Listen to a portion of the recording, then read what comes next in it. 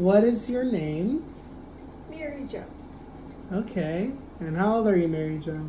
85. 85. What do you do for a living? Right now, No, just in general. What did you do when you were younger? what I did was what I always wanted to do, and that was teach. I love teaching, and I love kids. So the two went together, and I was very happy. Oh, how long did you teach for? 30 years. 30 years. Wow. Well, thank you for everything you've done for all these children. That's Thank you. amazing. What are some moments that stick out in your teaching career? It's not what things stick out, but it's like what children stuck out. Like that, I remember that the most. What about them? Was it, their behaviors, their personalities? Yeah, mostly their personalities. Yeah. Mm. Things they said, funny things that happened. So what was your favorite thing about teaching, if you had to pick one? The favorite thing about teaching, I have to say, was the children. I love kids, and I was happy going to work every day. What would you say is your least favorite or the most challenging aspect? The least favorite was, I guess, doing lesson plans. That was tedious. I could do them without writing them down, but that was one of the necessities of being a teacher. You had to do lesson plans. And it was a little uncomfortable getting observed. I remember once, which I didn't expect it, but once when I first started teaching, I was observed by 4 principals at one time. All 4 were there. That's got to be nerve-wracking. It was, one is enough, but 4 was a little bit, but they were nice guys, and, they tried to make me comfortable. Is there anything you wish you did differently in your teaching career? No, not one thing. Not one thing. No.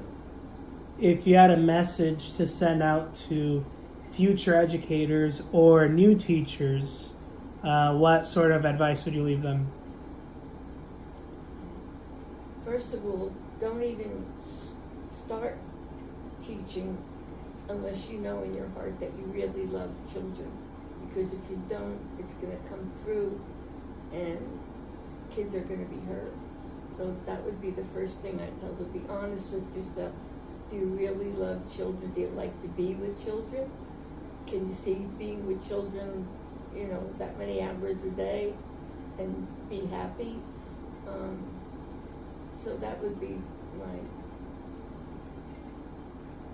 advice to them. Did you witness that sort of thing in your teaching career where teachers didn't really enjoy children? Yes, I taught next door to one that literally couldn't stand children. And in the teacher's room, she'd say, this is her word, not mine. She'd say, I hate those pukeheads. That's what she called her first grade kids. And once I passed her classroom, and there was a little girl who was crying, and I understood why, because the teacher put her in the garbage can and then put the word trash on it. Wow. First grade, and I never forgot it. I can picture it as clear as day. That how could anyone do that to a little girl? And that little girl just was crying and crying, and she told her to shut up, cry baby, that kind of thing. Wow. So that really stood out in my head. I never forgot it. That's abuse. Oh, definitely. Oh, I went to the principal afterward because I didn't want anybody ever to any kid to have to suffer through that again. So I told him what I saw because I knew it was child abuse, and I wasn't going to just turn a blind eye to it. Well, thank you for doing the right thing. Oh, yeah. I felt I had to. So a lot of children have a lot of challenges at home, and a lot of times it can be hard to be focused on learning when you're having trouble at home.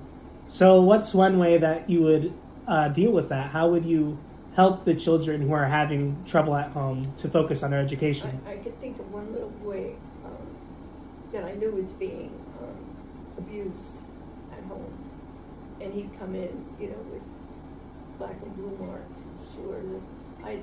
The first time, not knowing, the first time I saw it, I said, Jimmy, where'd you get that big black and blue? Well, that was my dad, and he gets mad at me, he punches me, and, and then I get black and blue. Wow. So that was one bad one. There were a few, and I had a little girl who was being molested by her father. And, her and I had a long talk. And that was hard. That was very hard. That's something that you can't prepare for, Right. beforehand as a teacher, Mm-hmm. And something that I feel is not really addressed when teachers are studying Right. to do this career. Exactly. So do you feel that we should have some more training for teachers for that kind of thing? Yeah, I do. I absolutely do. For the unexpected and things that you're not taught in teaching classes. Yeah, I do. What was something that you noticed changed throughout the years? Things that were happening when you first started versus when you were about to retire. Not a lot changed other than maybe the curriculum itself and the onset of computers. I never had worked with a computer, didn't even have one of my own, because this is when they first came out. And now they were in the classroom, and they didn't do much to help us to get involved with the computers, and it sort of was just thrown at us, and you learn on your own, but the kids loved it. I remember the kids loved it, and I was happy for them. And then I tried on my own after class, to get comfortable with it. So Do you was a think? change. Okay. Do you think that computers positively affected education overall? Yes, I do. Yeah, I do. Yeah. Can you think of an example of how it benefited the students? Well, the computers were able to do things that we couldn't do in the classroom. In other words, they could pick a subject to study, let's say, and they'd go on the computer. The computer could do amazing things, like show them pictures of, what they were studying, all kinds of different facts that, I probably wouldn't even know as a teacher. And the kids just loved being on the computer. That was a big. It held their exciting- attention. Is that what you're saying? Oh yeah, Mm. definitely. And I was thrilled with the way they responded to it and learned from it, and I totally support it, because there were teachers that refused to have them in the classroom. And in fact, one story, which I'll never forget, a lot of things I'll never forget, but this one teacher who was known to be very strict and very sometimes nasty to the kids, and nobody wanted to be in her class because she had a reputation. Well, anyway, she only allowed one computer in her class, one for the whole 25 kids. And the story I heard, I didn't see it happen until after the fact, but one of the little boys was on the computer, and he was sort of having a problem with it. He didn't know how to go to the next step. I don't know exactly, but anyway, she got so angry at her, she took the computer and threw it out the window. the classroom window landed on the ground, and That could have killed somebody. it could have. That's, oh my God, yes, it could have. Thank God it wasn't playground time, or it wasn't exiting school time. There were no kids out there, but she threw the computer out the window, broke the window, didn't have to pay for it, So I always remember that too. So how was your childhood like? My childhood was great. I had a great mother and father, and even better than that, and I say better, I mean better, my father's mother, my grandmother, who I loved, I guess more than anybody in the world. She lived with us, and she sat with me all the time, told me stories, told me about her childhood, taught me songs. She was wonderful. And when I was about, I guess 16, 15, 16, I had always wanted to model because I love clothes so much. And my mother didn't think it was such a good idea, but my grandmother thought it was a very good idea. And she wanted to pay for it. She said, "Look, Joe," she said to my mother, this is something Mary Jo really wants, and I'll pay for the schooling. So my mother finally agreed, and she did. And she came to the graduation that we had, where we had to walk the runway and all that. She was a very, very important part of my life and my whole being. So you are very appreciative that she supported you in your dreams. Oh my God, yes. I'll never forget it. I think about it till today. So how did modeling turn into teaching?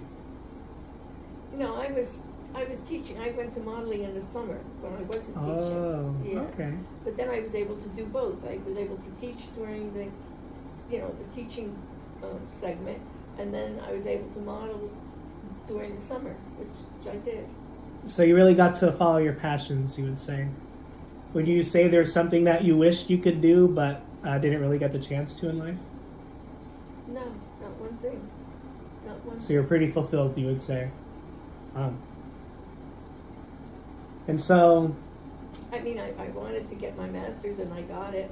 And I wanted to get my doctorate and I got it. Those were two dreams that I had. And I did that all while going to school. Wow. So you're juggling a lot, huh? I'm not juggling it anymore, Well, but not I anymore, was. but- Yes. And yes. Do you have any advice for anybody who's juggling all those things, going to school and working and all of that? Just keep in mind what you're doing and what your goals are and how important that is, and look to the future of what it's going to mean for you, instead of thinking about, I got homework to do, I got a paper to write. Yeah, you got all that, but why are you doing it, and what is the, your future like because of it? That's what I kept doing. Right. So did you have kids of your own? Yeah, I had two, a girl and a boy. And how was that? I love children, so it was great because there was a big difference in their age, a big difference, like 14 years difference, and they're totally different kids. My daughter was very easy. She could find anything and do it and play with it and be happy, and my son was a little different than that, and he wanted to be by me a lot,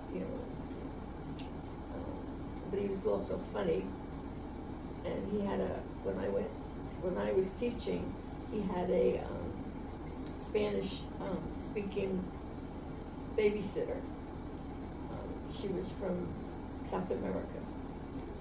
Dina, her name was. And he just loved her. Even though she couldn't speak English, she picked up certain words, but he picked up a lot of Spanish. And when he was 4 years old, we were in the doctor's office, and he was looking out the window. He was standing on a chair, looking out, and this big truck goes by, and he says to me, "Mommy, grande camion." The lady next to me. So I said, Pash, what does that mean? He goes, big truck. I said, and the lady next to me said, is your son bilingual? I guess you could Apparently. say so, because he has a Spanish-speaking maid that he's, not maid, but babysitter, that he's with all day long. And she speaks Spanish, and then he has me to deal with, and I speak English. So, mi grande camion. I'll never forget it. So would you say, raising your child was a lot easier the second time around? Not really. No, different, because he was a boy, she was a girl. There were a big age difference, but no, I mean, I loved them both, and Caprice with my daughter was much easier, you know. That's it.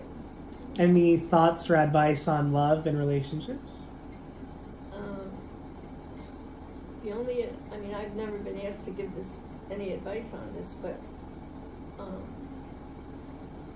the most important thing is, if you're going to have a significant other, then you have to love that person with all your heart. And if you don't, you're not going to have a successful relationship.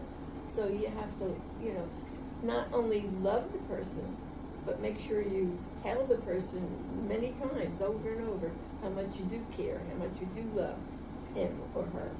And I think that's so important. So you think reassurance is key? I do. Otherwise, you're wondering, does she really love me, or does he really love me, or why doesn't he tell? Like, I had an ex-husband who was not at all the lovable, loving type, and I was never fulfilled or happy because of it. But then when I married my second husband, he was, I mean, every day, sometimes 3 or 4 times a day, he would tell me, he loved me, and it was so important and so different. So, yeah, I think, I forget what the question was that you asked me. Oh, about love. Yeah, so that's, I wish I could tell the world about it, because it's so important. Love is the most important thing. Next to Jesus, love is the most important thing. Would you say that your first marriage changed you as a person significantly? No. Really? No. Even though I was unhappy, and even though I wasn't fulfilled, I still knew what I wanted as a person. I still know what I needed as a person. Even though it wasn't happening with him. So, for the closing remarks, is there anything that was really profound in your life that you feel, very strongly about? Or, if you could just leave one message to the world, what would it be? Well, I can only talk from my own, perspective, and that is,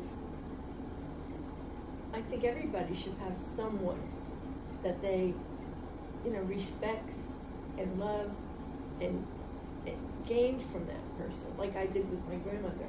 Like, she was so important in my life. And I think, it could be a friend, it could be a friend's parent, it could be your next door neighbor. You don't know who that person is who's going to change your life and help you to move on in your life. But I think it's important to find that person. That's what I have to say. That's very beautiful. Well, Mary Jo, thank you so much for your time. I really appreciate it. I loved it. It's interesting to me too, because it helps me to remind myself of who I am and what's important in my life. So I thank you. Well, good night, and thank you for the interview.